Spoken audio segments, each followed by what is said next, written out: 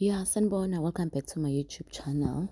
Indaba KHUMALO-ke iya ngokuya ingathi iyakhula impela njengoba nje omunye wabasolwa uNTANZI sephumela obala wathi cha impela ngiyavuma sambulala uSenzo MEYIWA but simbulala nje sasithunywa uKHUMALO.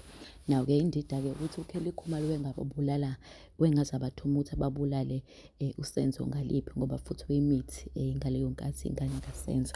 According to uNTANZI-ke uthi le ndaba le wayidalula ngoba base bexabana bebanga indaba zokukhokhelana after sebewenzile umsebenzi.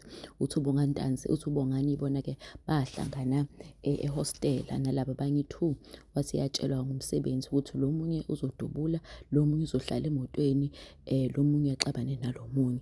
Uthi-ke base bekuthuka kanjalo-ke base behamba-ke futhi before bekwenza umsebenzi bawucela isangoma ukuthi baqinise uthi hayi nangempela-ke babuya sebefaka amabhande la ey'ngalweni sebeqohile impela beyinkabi nje zakwaZulu nje ezingasabe lutho. Uthi-ke hhayi-ke nangempela base behamba-ke bayokwenza umsebenzi.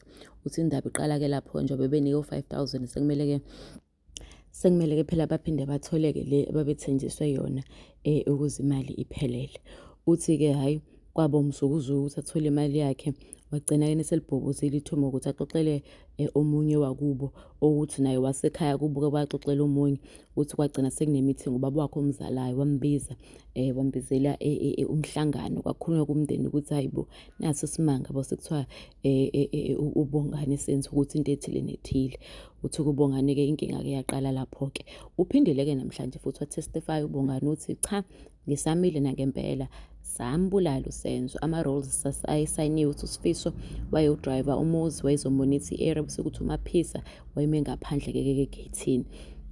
Kwasekuthi uCarlos-ke uyena wezokhipha-ke isibhamu-ke nangempela uyena wezokhipha isibhamu aphinde atshele bonke abantu ukuthi abalale phansi bese demanda imali nama-cellphone ukuthi nangempela kwenzakala-ke kodwa-ke uCarlos siyaxabana-ke noSenzo okwenzeka ekuthenini-ke wagcina ekuthenini-ke uSenzo uCarlos egcine esekhiphe washidubula kabili kathathu wasekushona kanjalo uSenzo.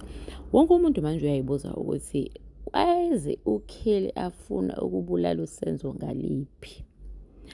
Namanje abantu basakholelwa ukuthi umuntu wabulala uSenzo indodana kaChiko kodwa manje asiwazi lo mdlalo odlalwayo.